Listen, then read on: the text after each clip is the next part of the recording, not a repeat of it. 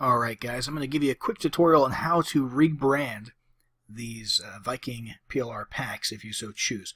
We're going to start with the PowerPoint slides for the videos. So the videos, we've been very careful to make sure that there's no branding or no mention of Viking in the audio. So you can actually continue to use the audio track if you prefer, and simply remove the visual Viking branding. The easiest way to do that is going to be to come to each image. There's 3 Viking images in each slide presentation, and what you'll do is you'll right click, you'll come over here to change picture, choose from a file, and I'll just grab a random image here. Easy as that. You would do the same thing here and here, and if you did want to change the voiceover, all you'd have to do is you would actually have to delete this sound file here. You'd have to insert a new one, which would be here, audio on my PC, and you can grab any audio file that you choose. Once you do grab an audio file, you're going to want to set it to play in background, and all of these settings will default to their appropriate settings with the exception of one. You'll want to uncheck loop until stopped. Okay. Now, since there will be a difference between our audio and your audio in terms of the timing of the various bullet points and everything, you're going to want to rehearse timings if you change the audio.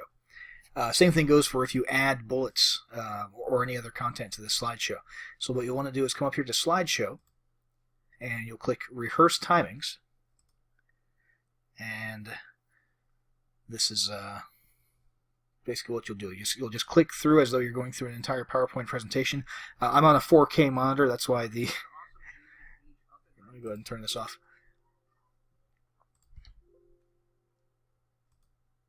Yeah, sorry. So I was on a 4K monitor, so that's why it looked all zoomed in there. But basically, you would just proceed as though you were doing any other PowerPoint presentation and clicking at the right times in synchronization with your audio.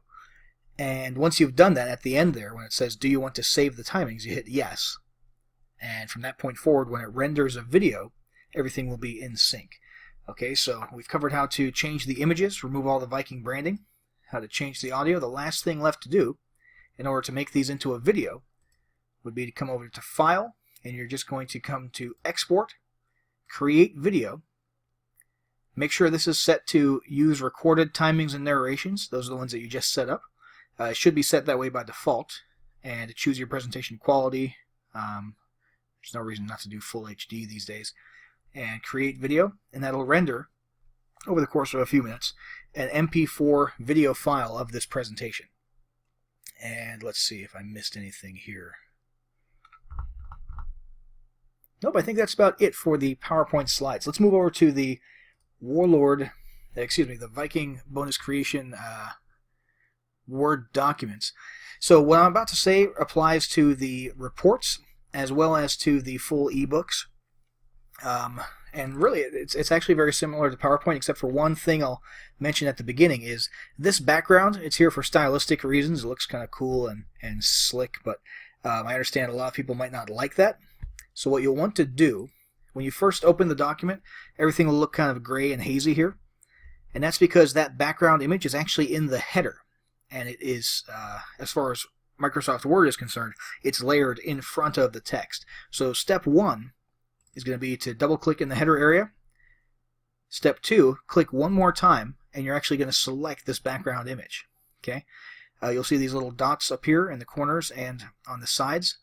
That's how you can resize this. If you want to keep this background and you just want to get rid of it temporarily while you edit and change things so you can see a little more clearly, that's all you do. You just drag it to the side, and then remember to drag it back over before you finally render or export your document. And if you want to just delete it, that's fine. Just hit delete, and you get rid of that. If you want to switch to a white background, we'll just come over to Design up here, Page Color, change the page color to white, and what you'll see is that Microsoft Word, let me close out of the header mode actually. There we go. Microsoft Word, when you change the background to white, automatically changes the white text to black. Okay, let's see here. Same rules apply here for changing the picture. Change picture from file. You can choose any picture that you'd like. You would want to go into the footer area. I'm going to go ahead and change the page color back to black. It's worth noting here that in the footer area it does not automatically change this text to black if you change the background to white, so you'll want to come in and manually do that. Just up here under home, and you can obviously change colors up here. And you're going to want to come in here, obviously remove the Viking branding from this, replace this image, and look for any other references. There shouldn't be any other references to Viking branding with the exception of down here inside of the reports where it actually recommends that your customers or your leads grab the ebook inside of each of the reports. But you can always just do Control F and look for the word Viking, see if there's any other Viking branding that we missed. We made sure not to include any in the actual body of the document in the case of the ebooks. And that is about it for the Word documents, guys. I just want to reiterate, when you distribute this to your audience, it needs to be in PDF format. So you're going to come up here to File, and you're going to save as Adobe PDF. Simple as that. Same thing goes for the PowerPoints. You can only distribute the video files once you export it as an MP4. You cannot distribute the actual presentation slides themselves. Again, unless you upgraded and got the master transferable PLR rights, in which case you can sell PLR rights to these. But if you just got the standard package of our Viking PLR bundles, and you're just distributing these to end users under your own PLR rights, make sure that when you distribute, you're only dealing with PDFs and video files, not with any Word documents or PowerPoint slides. That's about it for the tutorial. Guys, if there's any information here that I didn't cover or that you don't understand about rebranding, feel free to send us a support ticket, and if necessary, we'll go ahead and update this tutorial and re-upload it to the members area. All right, thanks, guys.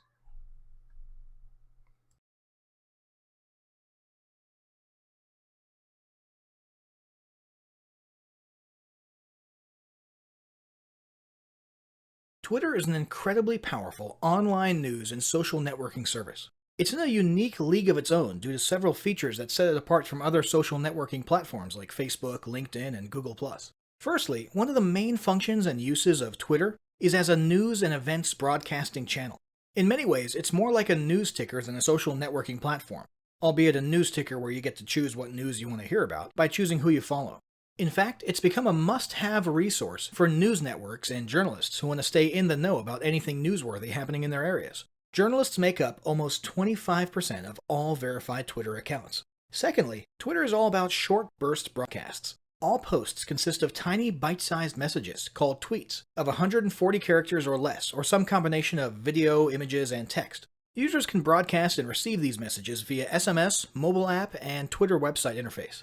Interaction with these posts can take the form of replies, likes, and retweets, with the latter being the ultimate sign of a successful tweet. For businesses and organizations, Twitter is used not only as a place to network and broadcast news, but also as a way to keep audiences updated about content published elsewhere. For example, some businesses primarily use Twitter as the "hey look" step in their content marketing plan, in which they simply tweet every time they publish a new blog post on their website or a new video to their YouTube channel. Bottom line, Twitter is a powerful, short and sweet social broadcasting platform that can play a very significant and positive role in any business's online marketing strategy. Why advertise on Twitter? Advertising on Twitter could be one of the most impactful decisions you make in your business's online marketing strategy. Why? Because of the sheer numbers, for starters. There are well over 300 million active users on Twitter. Yep, you heard that right. And that's nothing compared to the total created accounts, which is sitting at over 1.3 billion. Yes, billion with a B. Of that gargantuan amount, around half, 550 million, actually ever tweet, and another 500 million visit the site each month to read tweets and news without logging into their accounts. 1/3 of all US social media users are on Twitter, and 80% of active users access the site via mobile. These days, anyone who is anyone is on Twitter, including over 80% of the world's leaders. So that's all well and good from a purely personal perspective. Clearly the numbers are there. But what about business? Why should you market and advertise on Twitter? Well, if it's any indication, 65.8% of US businesses with 100+ employees are marketing on Twitter. 58% of the world's top brands have built and maintained enormous Twitter followings of 100,000 or more. And how active are all these businesses on Twitter? 92% of them tweet more than once per day. Nearly half of them, 42%, tweet up to 5 times per day. And 20% of them go crazy and tweet up to 10 times each day.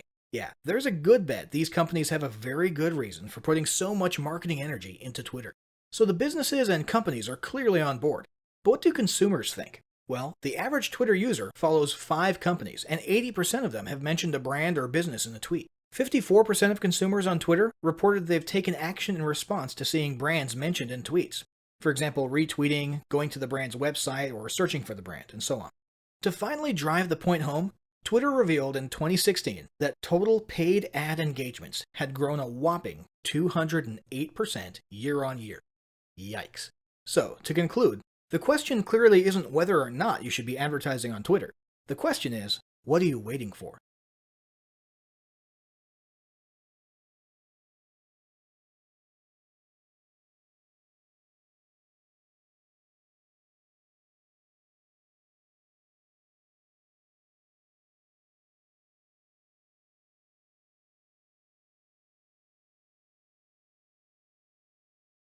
Establishing marketing goals is critical to the success of your Twitter advertising. Countless entrepreneurs and businesses have set up a Twitter presence, made a few posts and ads, and then let it sit untouched for months or even years.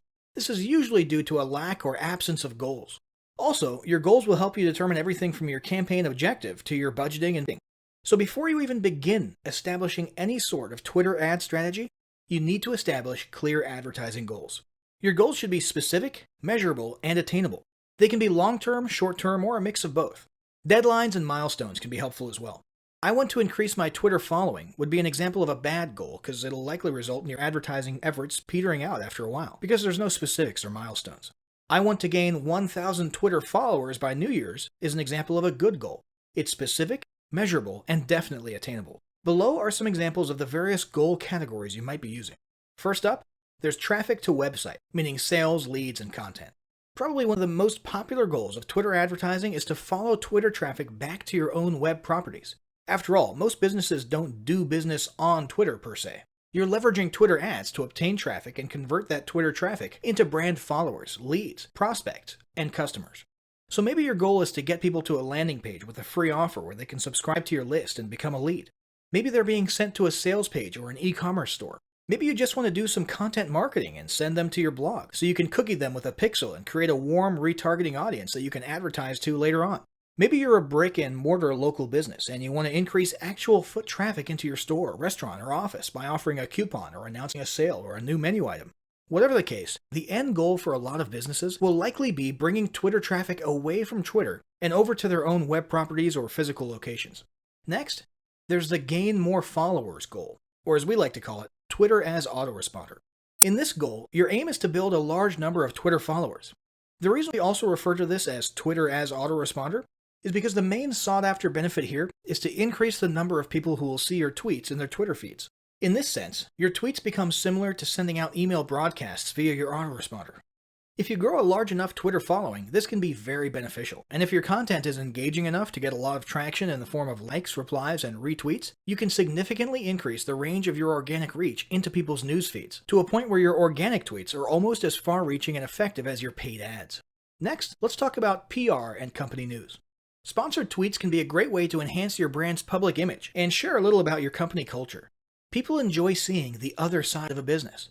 What happens on the inside? Did you recently promote or hire a new executive and want to publicly welcome him or her to the team? Did somebody in the office make a funny video about Donut Day? Did you guys recently sponsor a charity event or volunteer at a local food pantry? Do you want to share a funny blooper reel from a recent sales video? Even tweeting inspirational images and videos about popular or noble causes and movements that have nothing to do with your company can help to associate your identity with feelings of goodwill. Of course, be careful not to alienate your audience if you choose to associate your company with certain types of movements or political issues. There are countless things you can use sponsored tweets for that will enhance your PR and generate positive vibes about your company. Next, let's talk about brand awareness. Another goal that's less thought about might be spreading brand awareness and recognition. If you're just starting out, there's a good chance your brand might be in need of a jumpstart. If nobody's ever heard of you, a great way to increase recognition is to simply create and share unique, helpful, or entertaining content, and get your name, logo, and overall brand identity in front of as many people as possible, as many times as possible. If this is your goal, you want to avoid being salesy in the beginning. Ensure you're focused almost entirely on Twitter ads consisting of helpful, relevant, or entertaining content that simply gets your name, brand, logo, or image in front of people. Finally, there's market research. A hugely beneficial goal of Twitter advertising is market research. If you're just starting your business or going down a new path, Twitter ads and sponsored tweets can be an excellent way to learn more about your audience and your market. This can be done in a structured way with things like surveys and questionnaires, or in a less structured way by simply engaging with your audience, asking questions, and so on. Ultimately, your goal should be to come up with 1 or 2 ideal customer avatars that you can then base your marketing and product development on. So this was a pretty good summary of potential Twitter advertising goals, but yours might be slightly different. Whatever they are, ensure they are specific, measurable, and attainable, and put them down in writing before moving on to ad creation.